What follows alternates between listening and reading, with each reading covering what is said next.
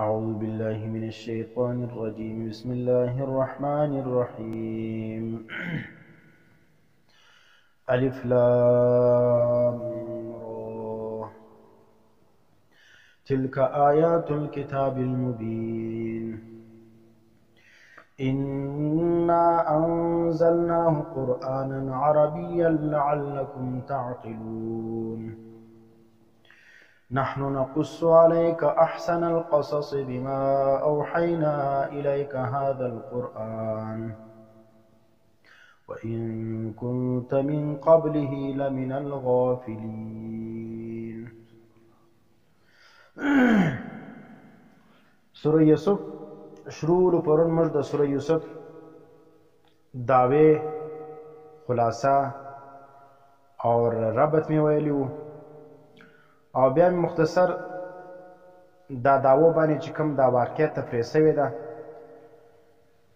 په 15 احوالو باندې چې دا د یوسف علیه السلام واقعه چې دا صورت ذکر کوي دا موږ په 15 ټکو باندې تقسیم کړی و. په هغه کې چې کوم دی اول حال چې کوم دی هغه اذ قال یوسف لابیه دا ځای شروع کیږي. دا الف لام را تلک آیات الكتاب دا تمهید دی. دا صحیح چې مکرر تکریر کی اول تمهید کشیر دی. د تمهید بعد بیا اصل واقعات لولار شي. نو قرآن کریم چون کې فصیح کتاب دی بلیغ کتاب دی نو دلته د یوسف علیه السلام د واقع مخ کې تمهید ذکر کړي. تمهید بعد بیا واقعات په ټکړو ټکړو باندې ذکر کړي. الف لام را دا موږ ویل دا حروف مقطعات دي. د دې حروف په مقصد باندې د الله ما سوا بل هیڅ څوک نه دی خبر. ځکه هر ځای چې تو ګورې مفسر لیکي الله اعلم بمراده بذلک. الله د دې حروف په مطلب او په مراد باندې ډېر ښه خبر دی. تلک آیات الكتاب المبین دا تلک موږ ویل په معنا د هذه دي. نو دغه مخکې چې کوم آیاتونه تیر شوي دي دغه آیات الکتاب آیت مضاف دی آیات مضاف دی الکتاب لره موږ ویل اضافت قسمونه مو ویلي وو. نو دلته هغه اضافت په معنا سره د من دی. نو څه معنا یې آیات الکتاب معنا آیت من الکتاب. دا بعضې آیاتونه د کتاب دی د قرآن دی. کتاب موږ ویلي د قرآن 55 نمونه 55 نمونه مفسرین ذکر کړي چاته ډېر زیات ذکر کړي دي. په هغه کې د قرآن په نامو کې یو نوم دی الکتاب. نو تلک آیات الکتاب دا آیتونه دي د کتاب المبین چې ډېر واضح دی. وینې د قرآن آیتونه څه دي واضح دي. د مبین معنا چې کوم دی هغه جلالین کې المظهر للحق من الباطل. داسې مبین دی چې معنا ښکاره کوونکی دی حق لره د باطل څخه جلا کوونکی دی حق د باطل څخه. اوس ګوره دنیا کې حق و باطل په چیش باندې معلومیږي قرآن او په سنت باندې معلومیږي. هر څه وایي زما نظریه صحیح ده هغه دپاره دلایل لري. وینې چا په خپلو دلایلو کې کشفونه کرامتونه واقعات صحیح غلطي بس دا سره جمع کړي وایي زموږ نظریه صحیح ده. خوبونه چا پلاني خوب ویل بس زما نظریه صحیح ده. پلاني ته الهام سوی ولو پلاني ته دی وصلو. وینې دا واقعات ذکر کړي هغه په ظاهره بیا چی شوي یا دغسې بګاړ پیدا شي. بعضې اوقات دا رقم واقعات صراحتا د نس خلاف راسي. نو اوس به بیا دا واقعات به بیا پرېږدي چې د نس خلاف سولی ده آیتو خلاف سولی.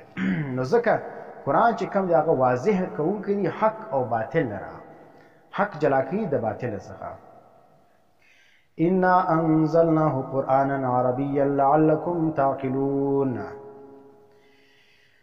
یقینا موږ نازل کړی دی قرآن وینې موږ نازل کړی دی دغه قرآن عربیا معنا بلغت العربیه دا په ژبه عربي باندې دی. د څه دپاره نازل کړی دی لعلکم شاید تاسو وینې اهل مکه و د خطاب اهل مکه ته دی تعقلون. تعقلون تاسو د دې په معنا باندې ځان پوه کړئ ځکه دوی عربیان دي نو قرآن په عربي ژبه باندې نو د دې دپاره چې تاسو په دې باندې ځان پوه کړئ. اوس چې کوم دی دا تمهید شروع دی نحن نقص علیک احسن القصص. الله وایي موږ بیانو تا لره احسن القصص. احسن چې کوم دی دا ګورې اسم تفضیل څخه دی، تر ګردو ښه د کیسو. یوسف علیه السلام کیسه څه ده؟ قرآن وایي دا تر ګردو ښه کیسه ده، او یقینا ډېره ښه کیسه ده. ته وګوره په دې کې تر ګورو تفصیلي بیان شوې ده او ډېره خوندوره کیسه ده.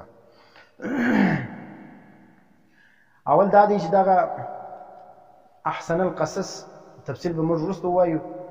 دغه آیاتونه چې کوم دي دا د سوره یوسف یا دا واقع د یوسف علیه السلام دا څنګه نازله شوله؟ علامه بیضاوي رحمه الله ذکر کوي چې یهودیان علما را ولاړ سو، مشرکین ته وویل چې تاسو د نبي علیه السلام څخه پوښتنه وکړئ. وینې دا شیطانتونه کول چې آل د یعقوب د شام څخه مصر له څنګه ولاړو. وینې د یعقوب علیه السلام کورنۍ چې د شام څخه ولاړه مصر لره، دا کیسه موږ ته تفصیل وکړه. نو الله پاک دغه صورت منازل کړي نبی علیه السلام لره چې واقع دا رقم ورته بیان کړه. وینې نو د یهودیانو ګوره هغه جواب به هم وسي او دا پر دې حجت سي چې تی بیا ولې نه مني. نبی علیه السلام خو امي سړی دی، شی ویلی نه دی. نو دا واقع چې درته بیان کوه معلومه ده چې نبي دی. اور خازن ذکر کوي هغه د سعد بن ابي وقاص رضی الله تعالی عنه روایت دی، وایي صحابه کرامو د نبی علیه السلام په خدمت کې عرض وکړي چې ته موږ ته داسې یو عبرت آموز واقع موږ ته ذکر کړه. نو الله پاک پر هغه د دې په دې سوال باندې الله پاک سوره یوسف نازل کړي. نو که هغه کیسه سي که دا کیسه سي پروا نه لري. نو دواړه کیسې پېښ سي، یهودیانو به هم دا خبره کړي او صحابو به هم دا خبره کړي. نو الله پاک د دې دواړو واقعاتو په سبب باندې سوره یوسف نازل کړي. اوس دلته راغلي چې احسن القصص موږ ویل چې دا تر ګوډو ښه کیسه ده. هغه کې یوه وجه دا ده، تر ګوډو ښه کیسه په څه وجه ده چې دا واقع چې کوم ده دا موږ ته دا عبرت راکوي. دا واقع چې ته وګورې چې د الله ما سوا یو څوک عالم الغیب نه دی، او په دې کائناتو کې متصرف او مختار صرف الله دی. وینې نه انبیا په غیب باندې خبر دي، نه اولیاء، نه پیرانان، اور نه چې کوم دي هغه نور مخلوقات. یو څوک هم په پټو نه دي خبر.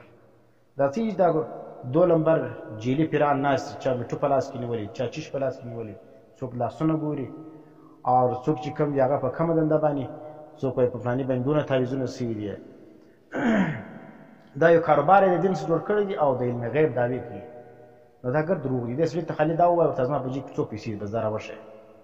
ته خو نن دا حالونه معلومه چې فلاني ځای باندې داسې په تا باندې فلاني دا رقم تعویض وکړي، دا په دې رنګ دي. وینې او فلاني ځای کې د کور یې دی، په فلاني ځای کې پټ کړي دي، دا دندې کوي. دا نو ته درته ووایه ورته نور کیسې پرېږده چې داسې په پټ خبرې زما په جیب کې څو پیسې دي. وینې نو دا حال درته نه دی معلوم، دا دروغ وایي. دا خلک خطا باسي. او دا رقم متصرف او مختار چې کوم دی په دې کائنات کې، دا بارانونه اورول، وریځې راوستل، مرګونه، شو بد، وینې د انسان په روزي کې برکت اچول، روزي تنګول، اولادونه ورکول، دا ګر د الله کارونه دي. لیکن دا رقم کارونه هم څه دي؟ دا خلکو پر مخلوقات تقسیم کړي دي. تاسو اوس وګورئ پر مزارات باندې کومې کیسې شوي. په مزاراتو باندې باقاعده خلک ګلان اچوي، مزارات ته سجدې کوي، هلته ځانګوی پرتې دي، هلته چې کوم دی هغه دا ملنګان او مجاوران ناست دي، خلک په جاروګانو باندې وایي چې په جارو یې وویلې بس تا قسمت بیا برابر وي. په هغه ځانګوی کې چې دغه پیر صاحب دا مزار د ګل کې واچوي بس اولاد الله درکوي وایي. وینې دا ګردې منګړت واقعات دي، دا ګرد دروغ دي. نو متصرف او مختار چې کوم دی په دې کائنات کې صرف الله دی. بیا موږ دا مختلف دغه ذکر کوو چې عالم الغیب څنګه الله دی، ځکه یعقوب علیه السلام واقعیت ګرده پر دې دلیل ده چې الله پاک عالم الغیب، ځکه یوسف علیه السلام ځینې لاړې بیا په څا کې ولیدي. وینې او یعقوب علیه السلام چې پریشان بغار وي او نږدې څا دی، لیکن یعقوب علیه السلام نه دی په خبر. وینې او یوسف علیه السلام د خپل پلار په حال نه دی خبر. نو که چیرې علم غیب وای نو خو انبیاو ته به د یعقوب علیه السلام په خبر وای. نو ځکه دا واقعات دي، دا تر ګردو ښه کیسه په دې وجه باندې ده چې دا د عقیدې اصلاح په دې کې موجود ده چې عالم الغیب او متصرف او مختار دا صرف څوک دی؟ الله دی.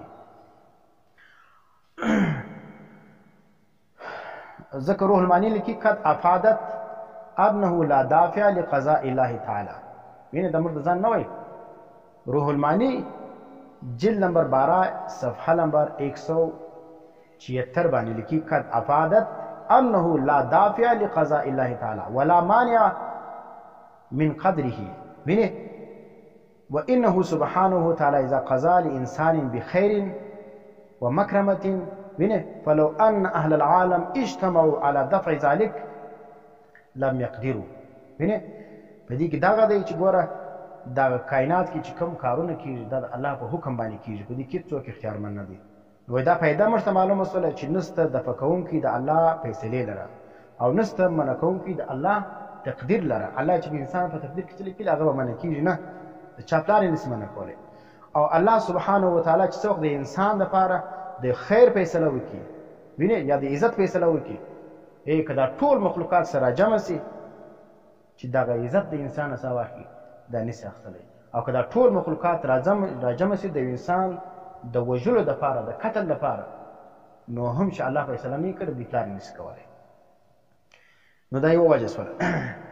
او دویمه دا ده چې احسن القصص په څو وجه تول سوی دي، په دې وجه باندې چې دغه کیسه د ډیر فصاحت او د بلاغت څخه ډکه ده او په ډیر ښایسته انداز باندې بیان شوی ده، او په دې کې ډیر عبرتونه، نصیحتونه، حکمتونه دا پراته دي.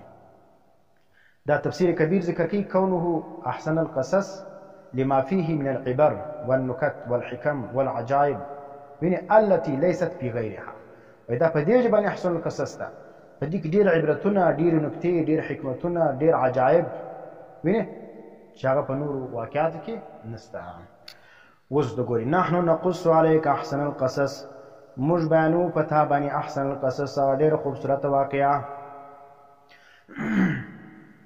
د واقعات څخه ډیر خوبصورت واقعه په سبب سره بما اوحینا الیک، په سبب سره دا چې وحی کړی د موږ تعالی را هاذا القرآن د دې قرآن. وان كنت من قبله لمن الغافلين، دا ان مخفف من المستقیم مخکې درده لمن الغافلین د چیر څخه د ناخبرو څخه. دا واقع چې نو نازل شوی ګوره په دې کې دا ته ګوره لمن الغافلین نبی علیه السلام تعالی ته هم نه خبره ولې دا چې اوس خلک وایي نبی علیه السلام په پټ خبر دی، نو قرآن خو وان كنت من قبله لمن الغافلین تا نه خبره وایي، او اوس خلک وایي نبی علیه السلام په پټ خبر دی، عالم الغیب دی، څوک وایي عطایي دی، څوک وایي نبی تعالی د پټ علم ورکړی ولو. بیا هغه نبی که په دا خبر په د پټ په علم باندې عالم الغیب جوړېدی، نو خو نبی علیه السلام دغه علم بیا صحابو ته منتقل کړی، بیان کړی دی، نو صحابه هم بیا عالم الغیب سلو، صحابه او تابعین او تبع تابعین ته بیان کړي، نو تابعین او تبع تابعین ته دا اوسه وخت پورې د علم بیانېږي، نو به ګرد عالم الغیب سي. وینې نو دا رقم خبرې دا د جاهلانو خبرې دي، الله ما سره بل څوک عالم الغیب نه دی. ځکه الله وایي ان كنت من قبله لمن الغافلین. وینې نبی علیه السلام ته الله وایي ته د غافلانو څخه ولې نه خبره ولې، نو چې نه خبره سلو نو عالم الغیب نه دی. واخر دعوانا